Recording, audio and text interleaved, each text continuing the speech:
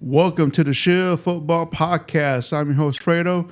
With me today, we got the whole crew in the building. We got that boy, Jerron. We got that boy, DC. And you got Steven in the back running things like always.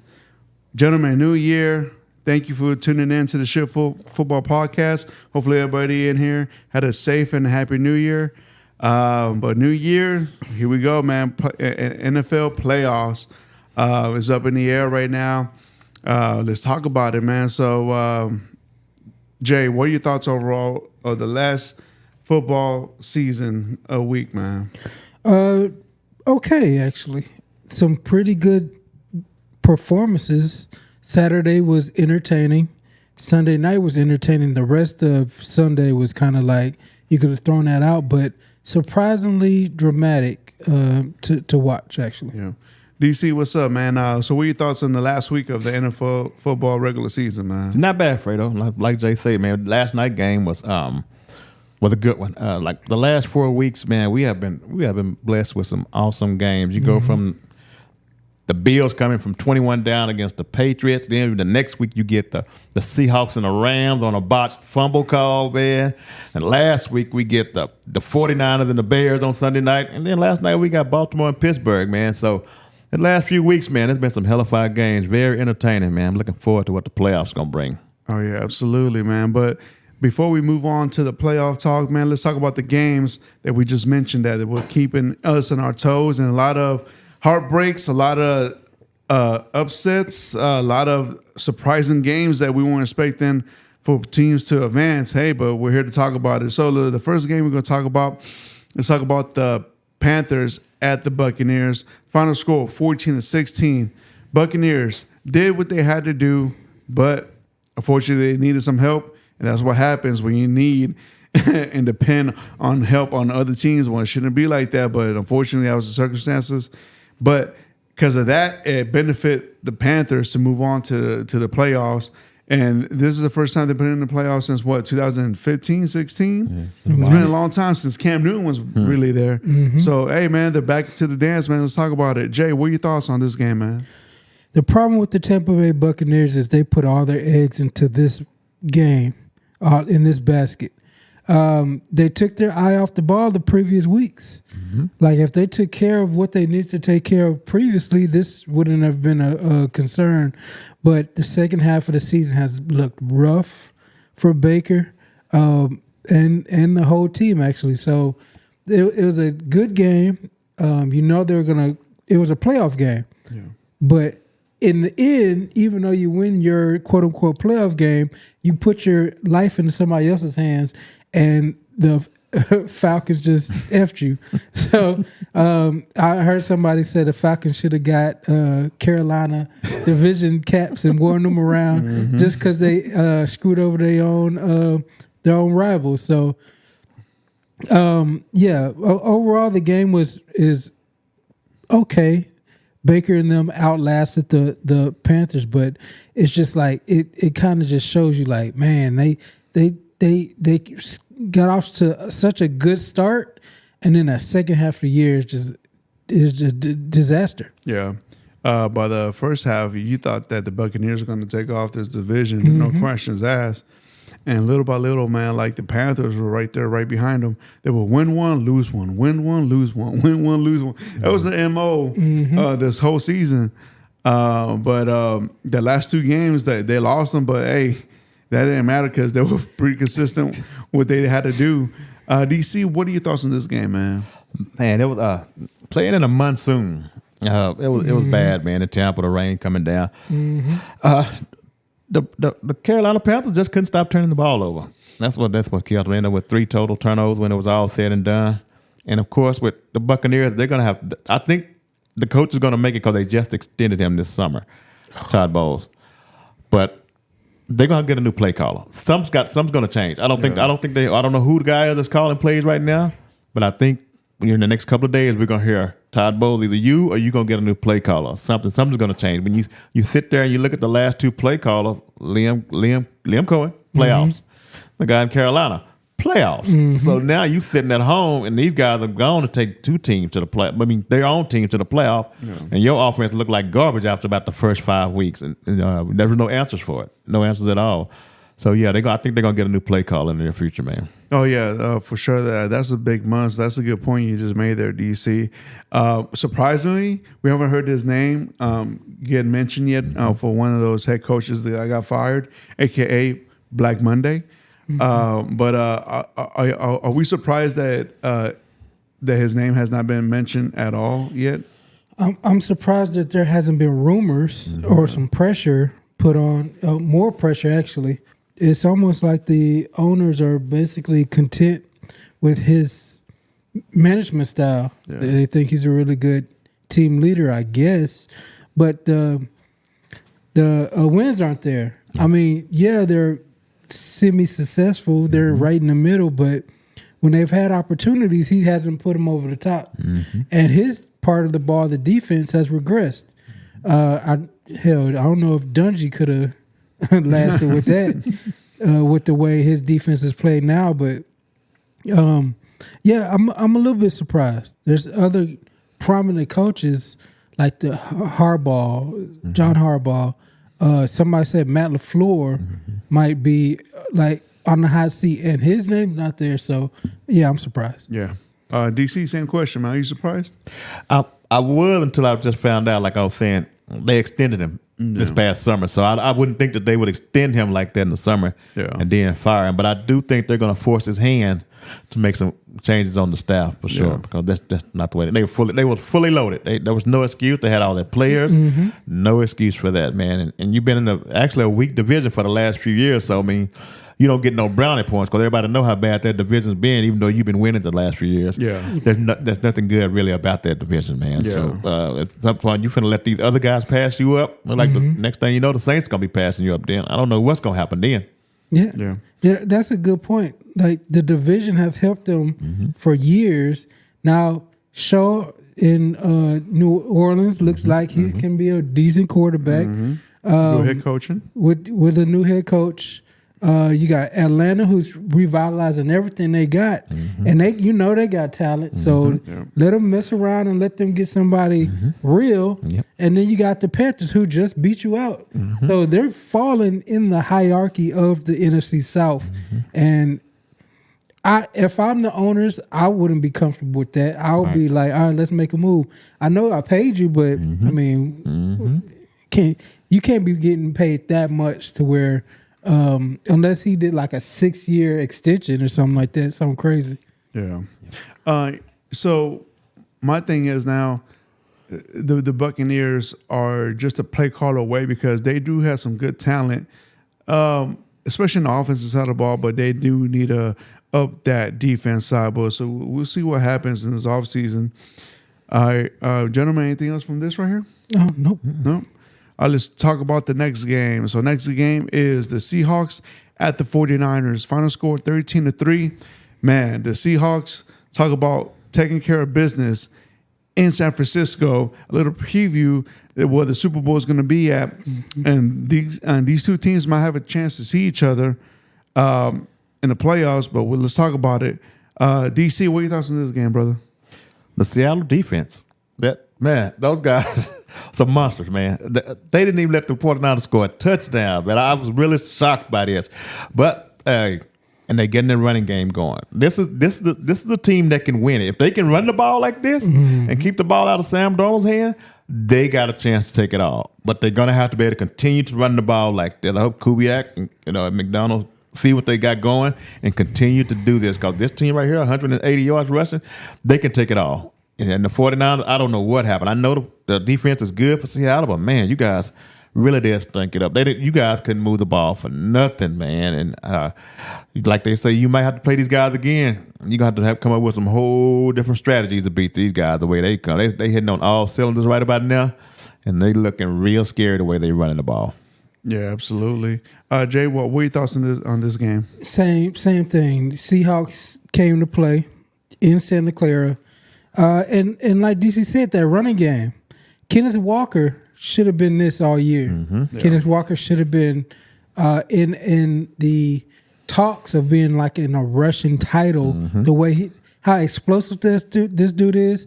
And Zach Charbonnet is a good running back, but this dude can, if you feed him, he can take you healthy. And if he stays healthy, he can take you to the top of the top. Yeah. So I expect him to be a integral part to this playoff run. Sam Darnold, Kenneth Walker, Jackson Smith and Jigba, and then AJ Barner, the tight end. Those four, if you get them consistently producing, there's no ceiling for these cats. Yeah. And the fact is that the playoffs are going to run through them now because they clinched the number 1 seed. So the NFC has to go through Seattle, and I think that vibe is getting back to the Seattle like it was back when they had Richard Sherman, and they had what was that defense called? Legion of Boom. Legion of Boom up there in Seattle. I think the road leads through Seattle, and the way they're playing right now, both sides of the ball, that team is very well balanced. They got a good running game, which that takes a lot of pressure off from Darnold, and that right there, that defines a lot from play action, and they do a lot of play action. And so in that defense, hey, keep doing what they're doing.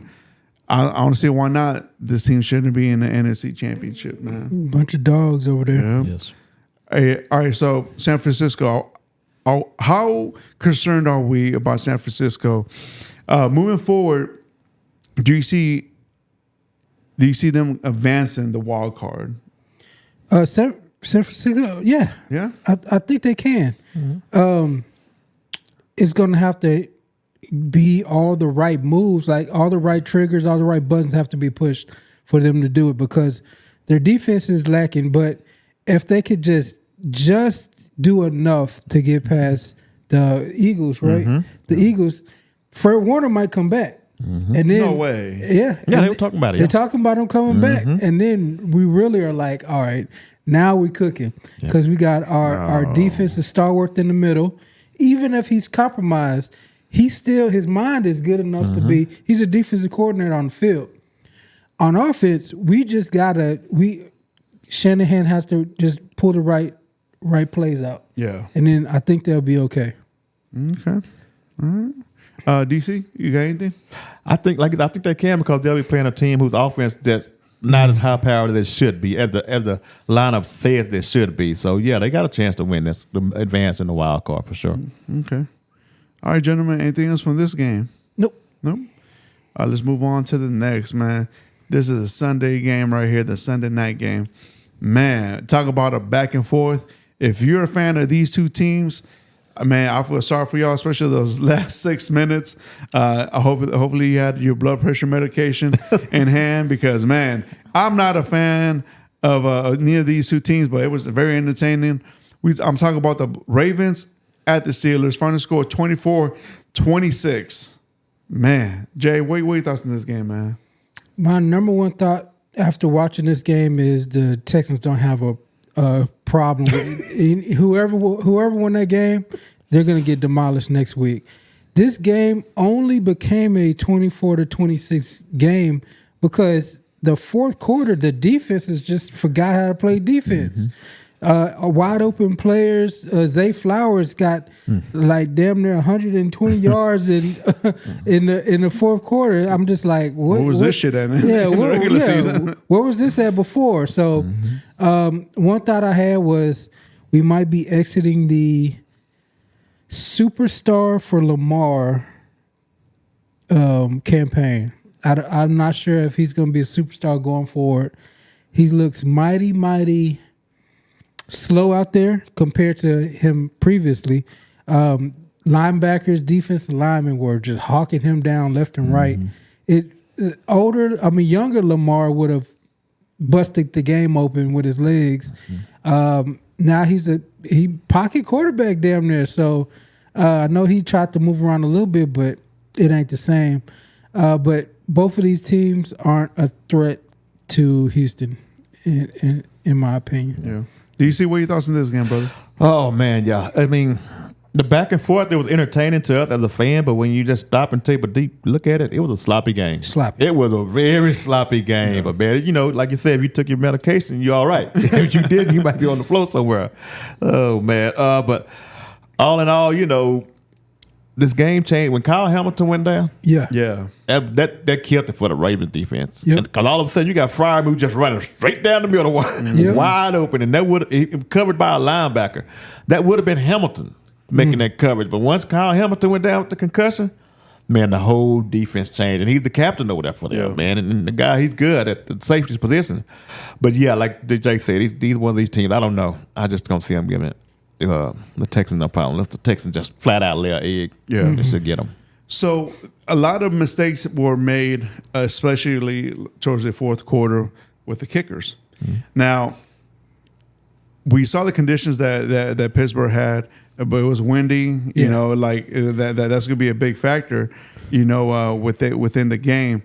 Now, I don't know if y'all are superstitious or not, but the Steelers had like a preacher on the field, putting some holy water out there, blessing it and everything. Yeah. It was on the side where the Ravens kicker missed it at. So do you think that played a part? I mean, you know, I'm trying to make this, type of fun, but maybe that right there was the game winner, cause of it. Maybe because the kick from Luke never looked good. Yeah, it came off his foot and went all the way to the right. To right. On the other side of the field, the Steelers kicker, his actually looked like his extra point looked like it was going. Then the wind took it. Yep. So either way, like something had to happen. And for Mike Tomlin to do this every year, there's got to be some holy water involved. Yeah. Yeah. If the holy water did work, Fredo, y'all might be in trouble. Deal with that kind of stuff. Yeah, but like, man, the kicks, man. I don't know. And they got in the position. They put him in the center. They ran a play and got the ball down in the center. I guess that's where he wanted it at. Right where he wanted it. And he still pushed it to the right, man. I don't get it, man. So somewhere Justin Tucker was in at the house with a couple of women talking about, look at that. Look at that right there. Oh, you missed me yet? Yeah. But Tucker wasn't that great towards the end. But, on those scenarios, he was pretty accurate. But still, though, man, it sucks because the commentators, I feel like they jinxed them. They're like, man, the Ravens went to every college, and because they drafted high on the kicker this year. They were like, this is the guy that he's rated for the pressure. As soon as they said that, bloop, they're right. Like, it's his time. Why right? No, boom. Like and I've been noticing that. I've been noticing a lot. Commentators kind of jinx them. But hey, it is what it is. That one time I remember I was watching the Cowboys game, and my wife asked me, "Hey, you think he's gonna make it?" Like, yeah, man, this is one of the best kickers. Freaking missed that shit. I was like, damn, how fucking jinxed him. Man, that was bad. But it is what it is. Yeah. Man. Yep. The happiest person out there was the Steelers kicker. When that happened, he's like, I'm off the hook now. I'm off the hook. Yeah, absolutely, man. Absolutely. Gentlemen, anything else from this game right here? Nothing on that one. All right. On to the next one, man. So we're going to talk about the Lions and Bears. Final score, 19-16. The Lions go to Chicago. Even though this game didn't mean much. No. But my homies here want to talk about it, so let's talk about it. Jay, you say you want to talk about this game, so what do you want to talk about? I want to talk about the Bears. They almost did it again. They came out flat. They came out lackadaisical. They looked like they were about to get dominated, and then out of nowhere, they keep doing this cardiac bear stuff, and this is why I don't believe in them as a real contender, because just like this game is going to bite you in the butt. I know at the end of the game, at the end of the day, they don't need it, but they wanted it. They wanted this game, and the Lions said, nah.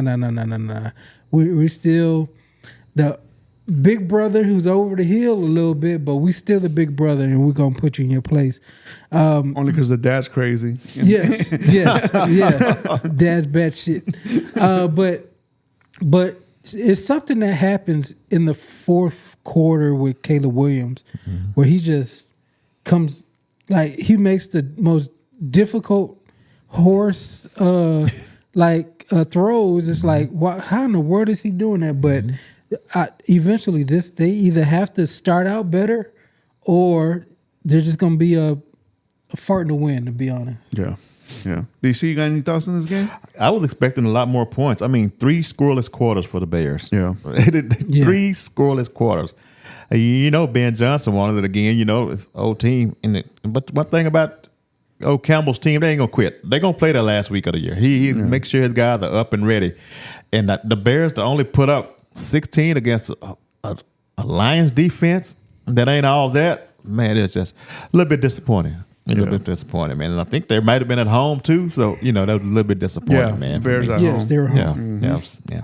Yep. All right, gentlemen. Anything from this game? No. On to the next. All right. So we want to go back. So we got 3 podcasters here.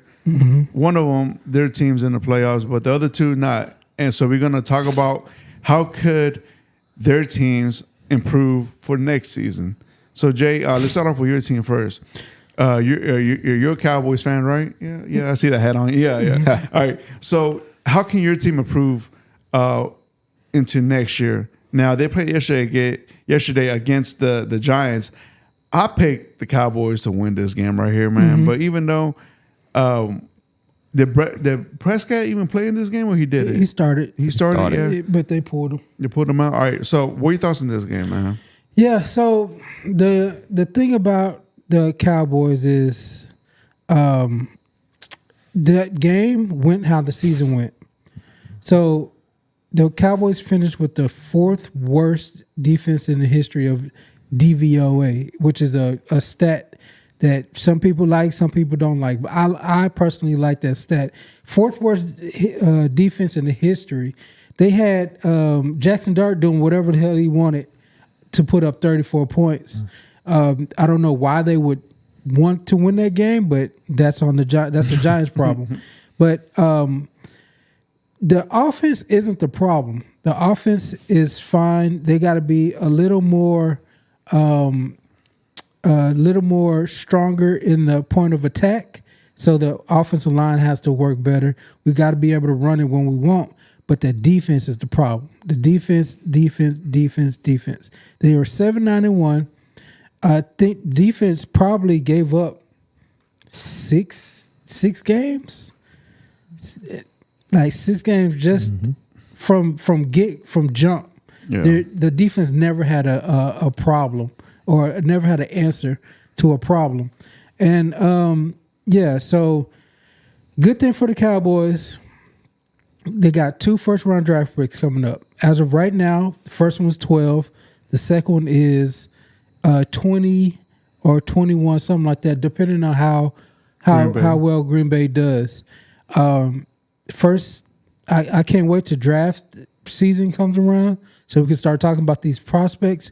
But I'm looking at Reuben Bain, Bailey, Texas Tech, Sonny Styles, Ohio State, Caleb Downs, Ohio State, and then some of the corners from LSU and Tennessee. So I think they're going to do their best to shore up their defense.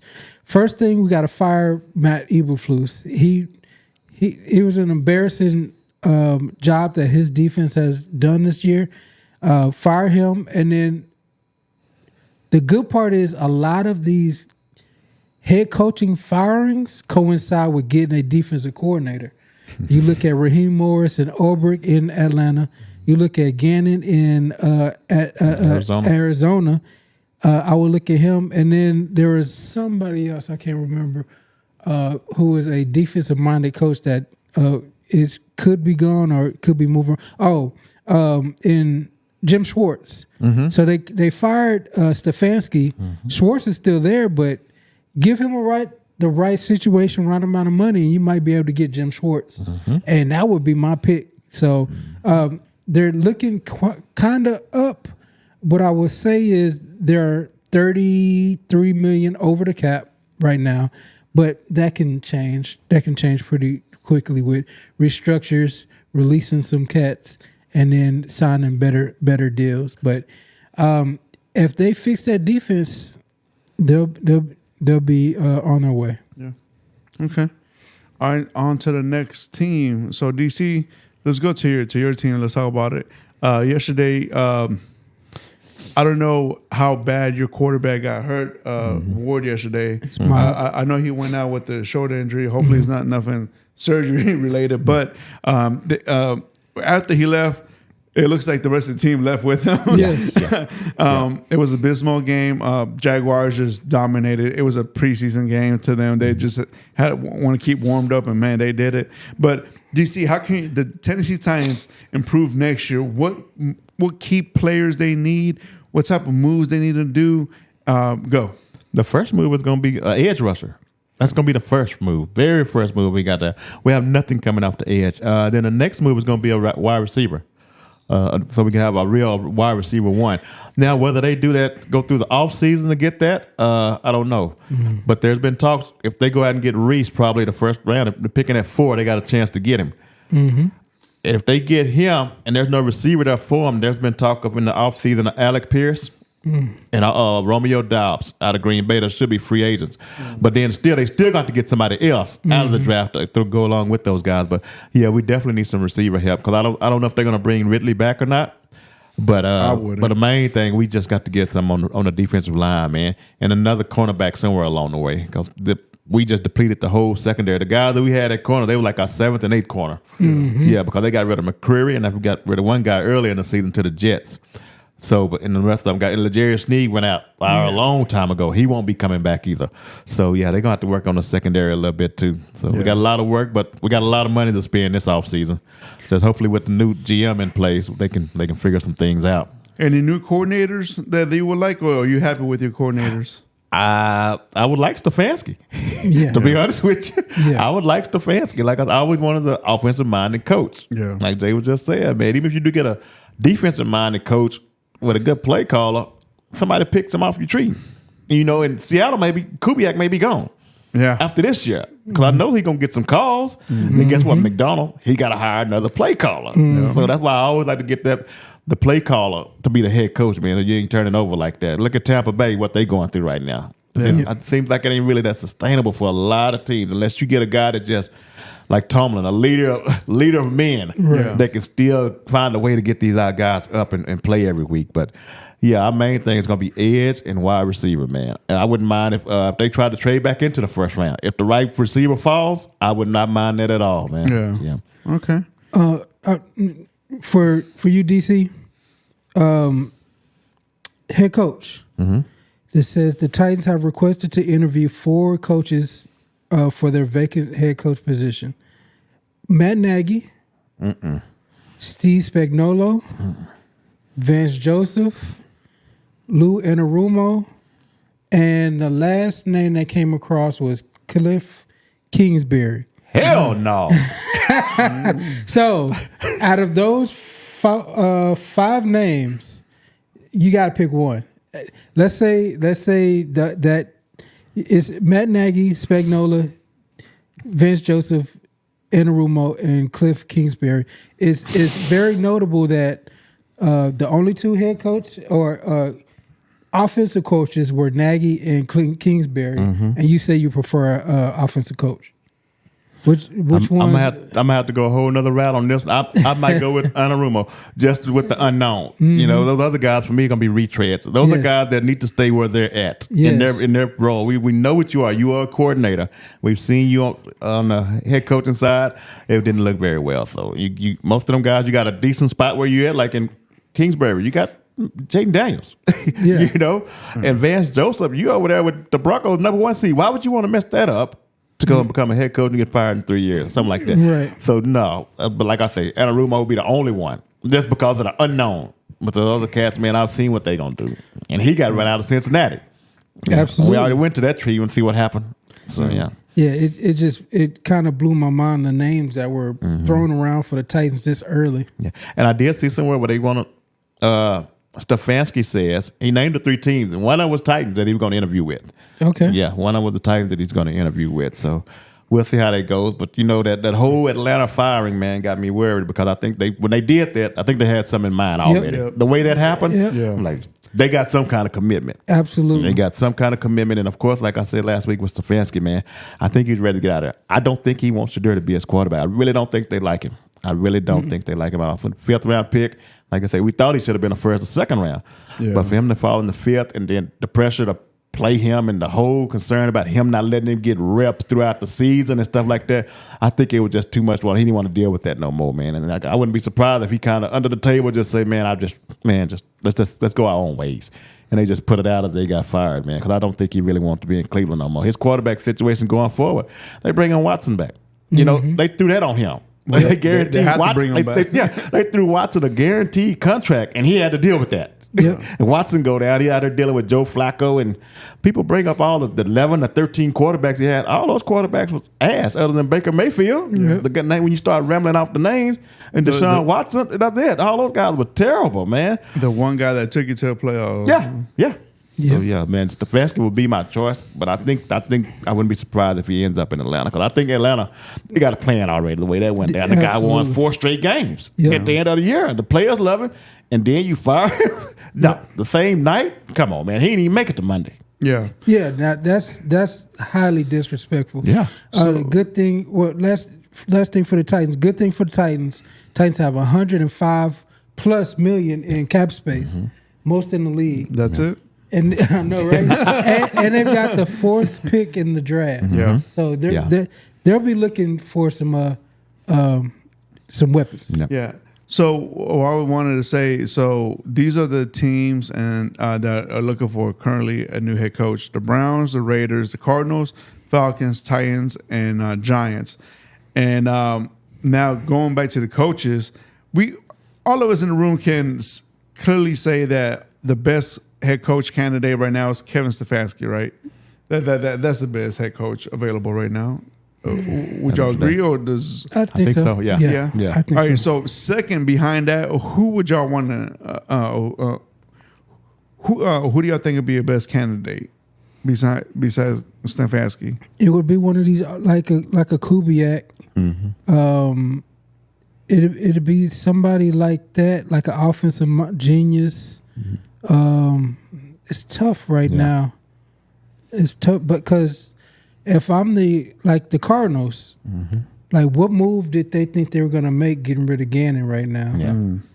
It's like a landscape of nothingness Yeah. for them. So unless they go still a coordinator, I don't know what they're going to do. But it's Stefanski's the number one. And also keep an eye out for John Harbaugh. There's rumblings that he might be out at Baltimore because something's got to change. Yes. Yeah. Either Lamar has to go or Harbaugh's got to go. So if I am a team like the Cardinals, I'm hoping Harbaugh's out in Baltimore. Okay. So with that situation, Jay, who'd you pick? You keep the quarterback or the coach?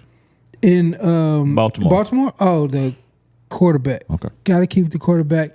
I'm worried about him. Like I said, I think he's lost a step. I think he's more of a pocket passer than we want to, title him. But you got to keep with the talent. Stay with the talent. Gotcha. Okay. All right. So what other news we got? So we know that a sack record was broken yesterday. Yeah. Myles Garrett. What was it? 23? 23 and a half. 23 and a half. So now that's a big congratulations, man. First of all, man, the fact that record was being held with the tie between TJ Watt and Michael Strahan. Now, Michael Strahan made a comment. He said, well, I made those sacks within 15 games, and he made it within 16. Dude, do we take any credit off of that, or we don't care what Strahan says? I don't care what Strahan says because of one thing. He did it with the Browns. The Browns are never getting leads to where you got to just pin your ears back. The Browns are always playing from behind. So Myles Garrett breaking a sack record with a sorry team is even more incredible than if with the Giants and Strahan, because at least they had dogs in that defense. They had dogs on the offense. They had a NASCAR package, and then they had weapons to actually build a lead, because that's when the pass rushing is most important. This dude is doing it on a dog shit team for. Besides him, who else? Yeah, just him. In the defense alone. Yeah. Okay. DC, you got any thoughts on that, man? I would have been like Strahan. I'm like, it's extra game. Yeah. That's a whole nother game. Now, granted, he was in a position to break it a long time ago. Yeah. But it just so happened to happen in the last game of the year. But a lot of these records now, man, it's coming up, man. With an extra game, it's gonna make a difference in the record books going forward, man. Yeah. Ever since they added this extra one. So, but yeah, I would have probably said what Strahan said too. I think even when Watt did it, I think he did it in like 15. Yeah. Yeah, he did it in like 15 games. So yeah, I mean, but congratulations, that's a hell of a feat. That's a lot of sacks, man. Yeah. Regardless, even if he fell short one, it still was a hell of a lot of Every sacks, man. season he's been in the league has been over 12 sacks every year. Yeah. Just to get a Straight double monster. digit sack. Yes. And then when you do it you do that consistently for 10 years, bro. Yes, absolutely. And a Yes. shitty team, like Jerron says. Yes, a shitty team. Man, bro, you deserve your flowers and more, Yes. man, because Congratulations. that was a highlight of your career. And that ain't getting paid. I mean, but other than that, I mean, shit, hopefully the Browns can trade you to a contender next year. And That's not happening. He made his bid. Now he's got a line. in Yep, it. he did that. Now, He did that. The question going forward is, where is he in the pantheon of pass rushers? The Lawrence Taylors, the who's up there, man? Too Tall Jones. To me, he's the greatest pass rusher that we've seen. All around pass rush. Actually, all around defensive playmaking. Yeah. He does everything. So him and Lawrence Taylor are head to head to me. So Okay. I'm not going to argue that. It's tough. He's there. Just the stuff he's been able to do year after year, the consistency, man. Year after year after year on a bad team. Yeah, Shitty team. Yes, he's terrible. He definitely in the mix for it, for sure. All right, gentlemen, is there any other notes you want to talk about before we jump into this postseason bracket? No. DC? Uh-uh. All right. So let's jump into this postseason bracket we got going on right here. So this is the bracket. So I'm going to go by conference right now. So let's start off from the AFC. So we know that the Broncos got the number 1 seed, so they're not playing next week. So the teams that are playing next week for the wild card is Steelers and Texans, Jaguars and Bills, and Patriots and Chargers. Now we go to the NFC side. We know that Seattle got that number 1 seed, so they're not playing next week. The teams are playing will be the Panthers and Rams, Eagles and 49ers, and Bears and Packers. So let's start off with the NFC side. Let's go around the room and talk about who wins or what games next week. And then we go on from that bracket to that bracket. So Panthers and Rams, I got the Rams on that one. Jay? I'll go Rams on this one. But for you, what's the key to winning? To me, it's simple, man. Like the Panthers just got in there. You know, there's nothing spectacular they did this whole season.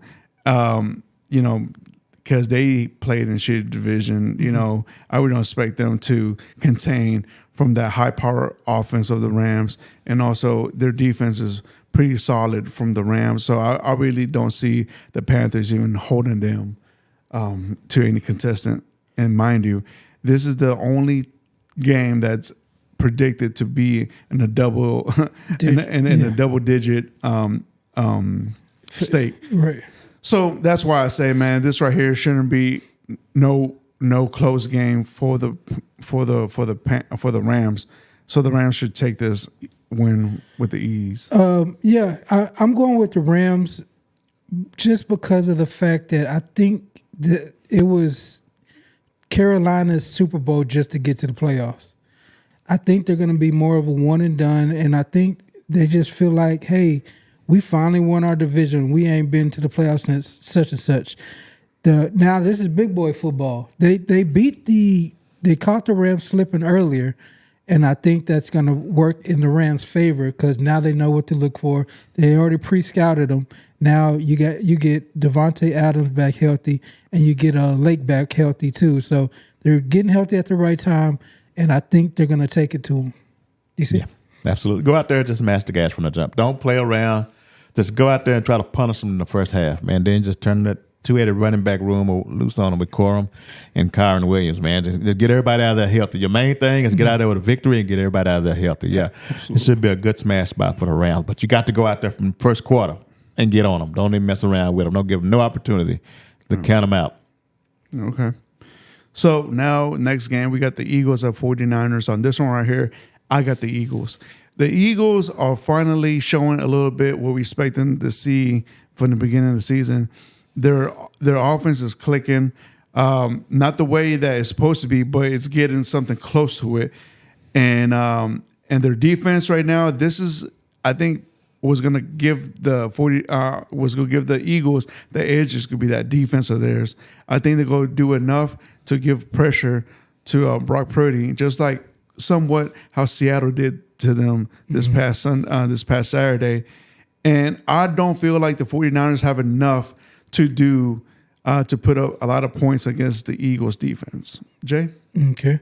This is actually on the Sunday game. The Packers and the Bears play on Saturday.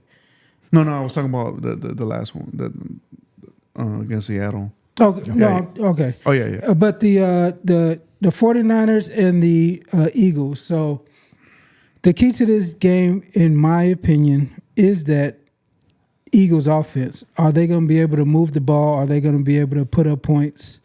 I am confident that Shanahan's going to have a game plan. Mm-hmm. So I believe that the 49ers are going to win because of Shanahan's ability to put up points. Win, lose, or draw. I know last game didn't go too well for him, but I still think he's gonna outduel the Eagles defense and at least get to 26, 27 points. And I don't know if Jalen Hurts can drag the Eagles offense to that point. DC? Same 49ers. This is kind of a revenge game for the 49ers. Just a couple of years ago, this is the game that Brock Purdy went down. Like maybe 3 years ago, and the Eagles went to the Super Bowl and lost that year. And I remember that playoff game, and I think the 49ers were playing like they third string quarterback or a tight end or somebody else came and had to play quarterback in this game. So I think they got a little revenge on their mind. Brock Purdy didn't get to play that game because of injury, and I'm going to go with him. Like I say, the Eagles' offense is high-powered by name, but for some reason, they cannot put the points up on the board. Especially if the left tackle play for the 49ers, they should be able to protect that backside of Purdy. They should be good. Just control Jalen Carter up in the front. Let's go. Let's go. Just control Jalen Carter. Do not let him wreck this whole thing. And just run that whole offense through McCaffrey like you've been doing all year long. Yeah, you should be okay. I think I'm going to go with the 49ers. Okay. All right, next game we have the Bears at the Packers. On this one right here, I'm going to go with the Bears. The Packers, to me, are not ready. Their defense, star player is out. Their offense is not sustained. They're not consistent. And I feel in the fourth quarter that the Bears might do whatever they had to do to win the game. And plus this is Chicago. It's going to be a close game, but I think Chicago can do enough to win this one. Jay? This one's up in the air for me. it's tough playing a team 3 times in a year. No matter what happens the first 2, it's just unpredictable. They're going to throw out some new wrinkles into that game plan. The problem I have now is that the Packers are without Micah Parsons, and then they acquired Trayvon Diggs. I don't know what's going on and why they did the Diggs part, but he is a walking touchdown. So I'm going to give the Bears their props and say that they get past this team. Like you said, Fredo, the Packers have been kind of dysfunctional going like offensively. Jordan Love is in and out. They got backups. The wide receivers are in and out. You do have a great running back, but again, the Bears know all that. So I think the Bears are gonna get this W. I think so. Okay. DC, who you got? Yeah, the Bears. I'm going with the Bears. I think they'll better put up enough points to pull this out. Like I say, you don't know what you're going to get with Jordan Love. And outside of Christian Watson, man, I need somebody to be a little bit more consistent, man, on the receiver side. On the receiver side. You got one week is Wicks and 1 week is Dobbs. I just need some consistency over that. When Tucker Kraft went down, man, that took the heart out the offense, man. Yes. That took a whole lot from them. I forgot man. that name. And that changed a whole lot. That was a safety blanket for Jordan Love. So now he's trying to relearn on the fly. But I think the Bears have enough to come out and pull this game out. Okay. All right, so let's move on to the AFC side. So let's start off with the Steelers and Texans. This one here, I'm going to take the Texans. That defense is the key to this team. I don't feel like old man Rodgers can do so much. If you give this man some pressure, I understand that they're going to get DK Metcalf back on this game, but other than that, we could just shut him down. And who else are you going to throw it to? And especially when you got that front seven coming at you hot, you know. CJ Stroud should do enough to take care of the ball, and he has for the past 6 games. He's not throwing an interception, so he's been taking care of the ball the way it should be. And Nico Collins is healthy. The running games between Nick Chubb and Woody Mark should be good. Even though I don't think Nick Chubb should be playing, I think it should be the other running back. Jawar. Yeah. What's his name? Jawar something. Yeah. Jordan. Yeah, Jordan. Yeah. Mm-hmm. Yeah, I think those should be your 2 featuring running backs from the Texans. But I get that the fact that they're going to go to the Steelers and it's going to be like 20 degrees and all that. So, but last game they played against the Chiefs, it was almost the same type of weather. So I think that confidently I could say I could pick the Texans on this one right here. How do you feel about not having that first Saturday game and playing on Monday night? I was shocked, man. It's been a tradition and that the Texans always had that Saturday at 3:00, 3:30. The fact that I saw that it's gonna be in the Monday, I had to take a double look. I was like, "What the hell?" That surprised me too. Yeah, so it surprised me too. But we'll see though. I'm excited for it. Am I kind of superstitious? Kind of, yeah. But hey, man, it's time for a new tradition. Why not?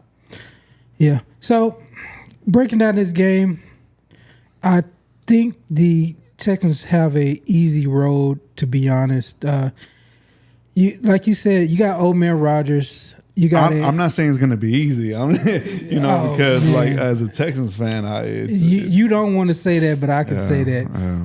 Look, 3/4 of that game against a broken, not as good Ravens defense, they couldn't move the ball. As long as the Texans defense stays healthy, which they have waves and waves of defenders, I don't see why they will be able to score. Yeah. It's gonna be one of them 5 field goal games for the Steelers, and I just don't see that being enough. They're at home. It's at night, so maybe there's a certain kind of spookiness that happens. Like night games in Pittsburgh might be kind kind of different. Yeah. Especially if you're a Texan player. But they got the easier path because I think it'd have been a little bit tougher if they had to play Baltimore. Mm-hmm. But they get the statue quarterback who doesn't have any deep weapons with a okay offensive line, nothing special offensive line wise. You got DK, who's not Tyreek Hill. Yes, he's a deep weapon, but I think he can be taken out. And then you're dealing with Jonnu Smith, Calvin Austin, and Pat Freiermuth.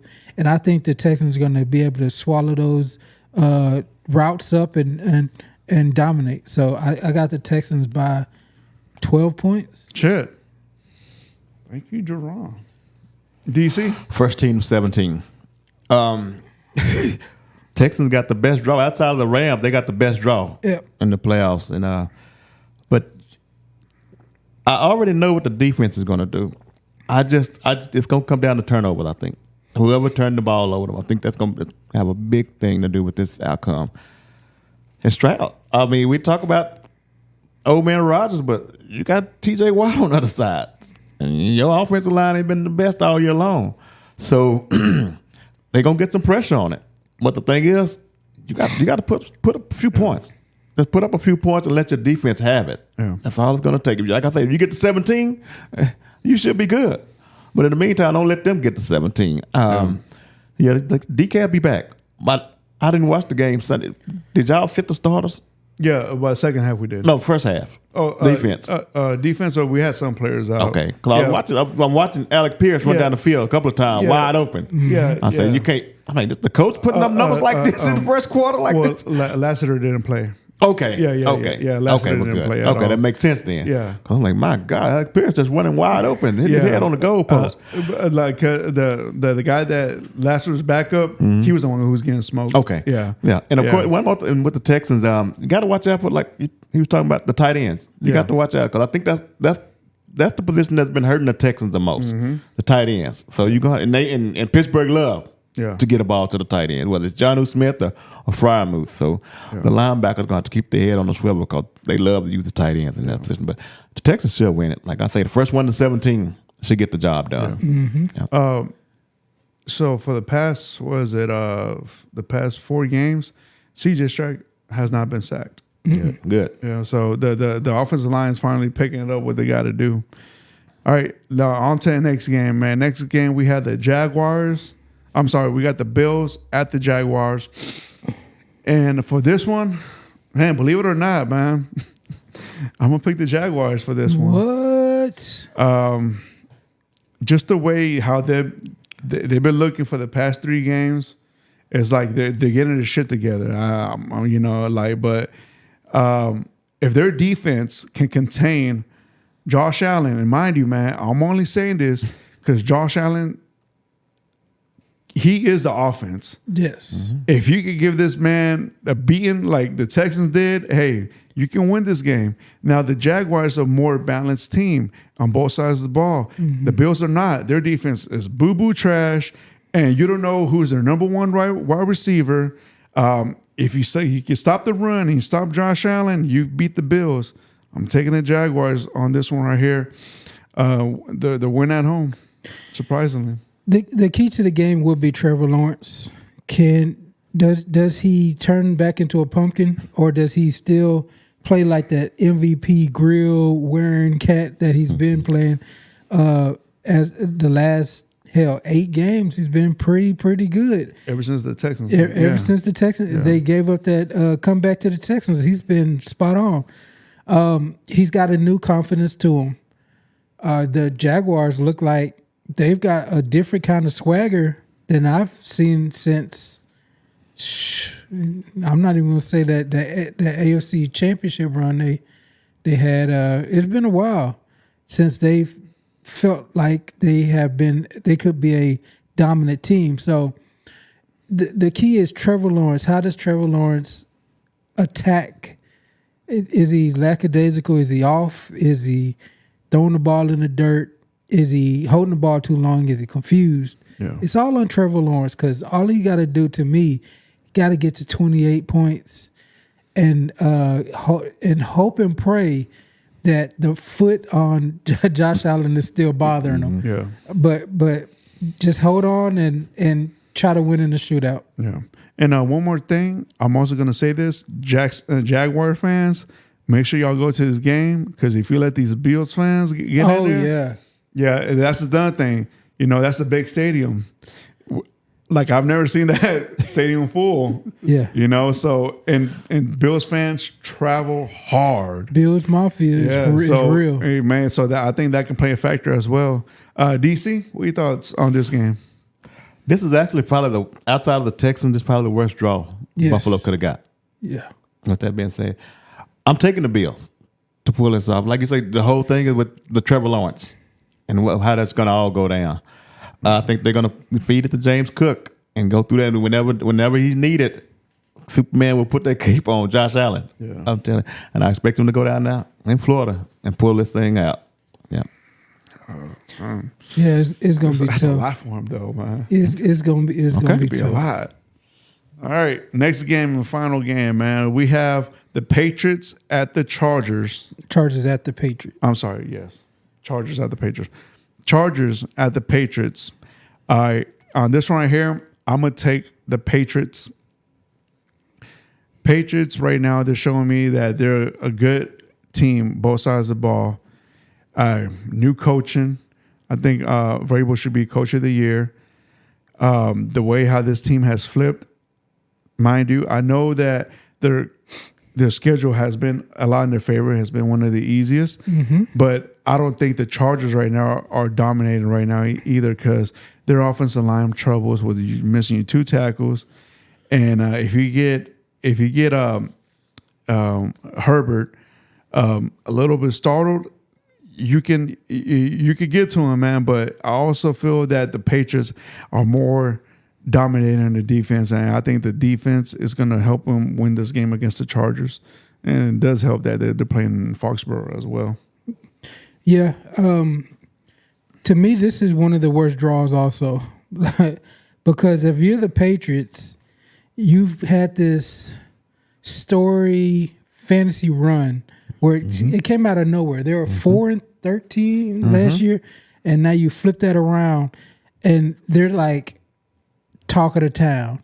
Drake May, Vrabel, Stevens, Diggs, and he's got off the field stuff he's got to worry about. But then you go to the other side of the ball, the Chargers. I got a feeling Jim Harbaugh's going to have them boys ready. I just got a feeling that this is one of those. It's been nice all year, Patriots, but we're going to come punch you in the mouth. Damn. You haven't seen anything like this come. And I know they don't have the tackles, but they've been playing without the tackles, and they've been pretty decent without the tackles offensively. But the defense, I think the defense is going to be the ones who say, all right, Drake May, all that other stuff look nice, but we got a plan for you. Jesse Minter, he should be in a head coaching circuit also as a defensive coordinator. But I got a sneaky feeling that the Chargers are going to do this one. Are going to get this upset. one. Yeah, I'm going to call it upset Chargers. Okay. DC? Same thing. Same I'm thing. with you, Jay. Yeah. I got a feeling Harbaugh going to pull a rabbit out of a hat. Yeah. And, man, like I say, they ain't playing the Texans. They ain't playing the Texans defense. They went through that. They can deal with a whole lot of stuff now. I think they're going to put Drake May in some situations. And first time in the playoffs, big games. Ain't no game next week automatically. You have to win this. And when you hit clutch spots, you got to make that throw. You know, and don't just go back to your roots and run every time. You know, you got to stand in there and make the throw. Don't let Jesse Minter dictate the game, and you're going to be in trouble. But I am going to take the Chargers, man. I think Harbaugh and them have enough to go in there and pull this thing out, man. It's just a really big game for a second-year quarterback, man. It's going to be really, really big, man. Yeah. And I think the Chargers have found a way to pull this thing out. Man, so that right there wrap it up about this playoff talk, and we go jump into the bracket next week again and talk about this. But man, playoffs. Yep. They're here. It's exciting. It's wide open this year, Wide especially open. in the AFC. It's crazy. There's no sure thing. There's no sure thing this week. You know, so Yep. You know what? What I'm kind of worried. about what? It's too wide open. That's why it's a wild weekend. When you're thinking about the Super Bowl, I think there's a lot of possibilities this can be a whack ass Super Bowl. To be honest, But why though, man? just because it's just like the teams are all flawed, they're all messed up. At least last year the Eagles had a dominant run, and then you had Barkley injecting life into them. So we knew who was going to win the Super Bowl. Yeah. Because how dominant they were. This one you can have, like So let's call this the underdog Super Bowl then, Yeah. man, because all the big playmakers or the big teams are not in it. Yeah. We talk about you can't see these. Your Ravens. Who else? The Bengals, Chiefs, but Joe the Burrow's not there this year. Yeah, Yeah. You know, so yeah. you know, so you got a lot of top dogs that we normally see contenders. You know, and this right here, to be honest with y'all, if the Bills don't make it a good run, they're never going to make a run. But that's the thing. This ain't the year for them to do it. Exactly.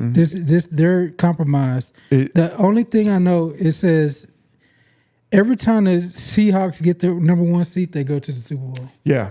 Yep. Well, yeah. So that's right, because this might be it. Seahawks, Texans. It's gonna be a terrible Super Bowl. wow, you calling That's what I'm saying. How is that terrible? First and 17 again. First and 17 again. No, I'm just worried it about ain't any AFC team. Broncos, Yeah. terrible. Yeah. the defense heavy. Yeah. That's the problem. The defense heavy. Yeah. NFC gonna give you some offense, Yeah. but defense, everything on the AFC for the most part, man, is really heavy on the defensive side, man. You remember when Peyton Manning went against the Seattle Seahawks? Oh yes, yes. It's going to look a lot like that Yeah. to me. That was nice. Oh, For- God. like for, some blowout. for the Seahawks. I mean, for some defense, it's time for some defensive stuff, man. Yeah. It's too much points. We just seen this with the Rams and the Bengals not long ago. Yeah. What was it, 10-6 or something like that? Yeah. No. And that was one of them random generator Super Bowls that nobody saw coming. Yeah. Before we go, give some kudos to everybody.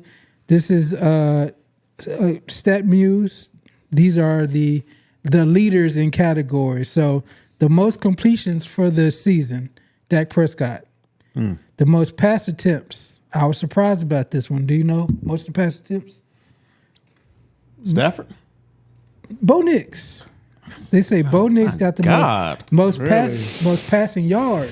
What do you think? That's Stafford there. Yeah. That's Stafford. Stafford, yeah. Passing touchdowns. Stafford. No, I want to say it was Stafford. Yeah, it's Stafford. Gotta be Stafford. Yeah, Okay. Stafford. MVP. Most rushing attempts is Woods. Jonathan Taylor. Taylor. Taylor. Most rushing yards. We know this one. Did Henry get it at the end? No, he No. didn't. I mean, He didn't. just- Cook held them off. Yeah, Cook held him off. yeah, Cook held them off. Yeah. Most rushing touchdowns is Taylor. Most receptions, Puka, They tied. MF, and Nakua. And then receiving yards, JSN. Touchdowns is Adams. So most receptions is on the Rams. Most receiving touchdowns is on the Rams also. So Puka and JSN had 119 catches, receptions? Yeah. Okay. And then targets, Jamar had the most targets. And Yeah. touches total. CMC. CMC. Most touches in the league Yeah. again, and he lasted the whole year. So Yep. just give him some cats and props. So Pretty good MVP, year. Stafford? MVP, I'm gonna go Stafford. I'm going I think they give it to May though. Okay, I'm going Stafford. Drake May, Yeah, I think they give it to Drake. May. Vrabel head coach of the year? I think so. Yeah. Yeah, Yeah. Yeah. him or Chicago, Ben Johnson. Ben Johnson. Yeah, Yes, yes. one of them too. So y'all sticking with the Super Bowl picks from the beginning? Who did y'all have? One of my Super Bowl. My Super Bowl was Philly, Baltimore from the beginning. Okay. So mine is out. Right now, if I have to go Super Bowl, I'm gonna go Seattle. Spice it up, Seattle, Jacksonville. Let's do that. Okay. I'm gonna stick to mine. Rams and the Bills. I'm gonna stick to it. Bills. Oh, I can't see the Bills doing it. Yeah, y'all remember I picked the Seahawks to win the division? Yeah. Y'all call me crazy. No. You that was a you said it's a dark horse and it came true. Yeah, and it came true. I don't know. We called you crazy. From the NFC, give me Seattle. From the AFC, fuck man. Go ahead and do it. I'm gonna be a fandom inside. I'm gonna say my Texans. Yeah. Yeah. Only thing I ever worry about with the Texans, can they get to 21 points against a good defense? Man, well, we'll see though, man. We know maybe CJ Stroud's gonna that wind kind of swirly in Pittsburgh. It may not be a good field goal game. The way the wind's blowing that stadium. Yeah, right. It could be a terrible one night for winds. But I hadn't seen the weather report yet. Oh, it's clear. Clear? Yeah. Okay. No rain. Like I already checked it. Oh, okay, we're good. Like, there's gonna be rain before on Saturday because I was getting ready. I was like, oh man, they play Saturday. Shit, it's gonna rain. But I saw Mondays. It's clear. Yeah. Okay, Now we got a shitty field up there. Yep. Yeah. And it's a all natural grass field too. Okay. So yeah, I'm excited, man. Playoff football is here. Let's see it, man. Yeah. Fredo, I mean, with this AFC, what do you think your quarterbacks stack up on the AFC side? Where do you put him at? So there's 7 of them right now. Man, you know what? I'm gonna put him right in the middle of everybody. He's not the worst, but he's not the best. So who do you think he's better than? Who's above? Aaron Rodgers? Yeah, he's better than Aaron Rodgers. He's better than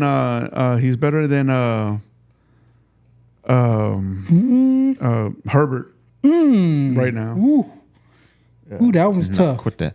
Bo Nix? Yep, better than Bo Nix also. So I'll put him Drake right May? They're right there even. Ooh, Yeah. man, you got a high. Look, I got the worst is Aaron Rodgers. Mm-hmm. After that's Bo Nix. Mm-hmm. Then it is CJ Stroud. Trevor Lawrence, Justin Herbert. Then the top of the top is Drake May, and then Josh Allen. Right. Okay. Yeah, that's about the way I would have had him too. I feel like it's the play calling that is kind of slowing down CJ. Okay. At the beginning, yeah. Yeah. Like I won't say it's a play calling, but I feel like what I've seen from him from the past, it's I can't see that, especially that first year, man. Yeah. That first year, man, he was balling out, man. Yeah, he was. I don't know. We'll see though. Yep, should be good. Like this is just our opinion, and then you asking me about my own team. Oh yeah. I'm gonna put them up there. There you go. Fuck it. Yeah.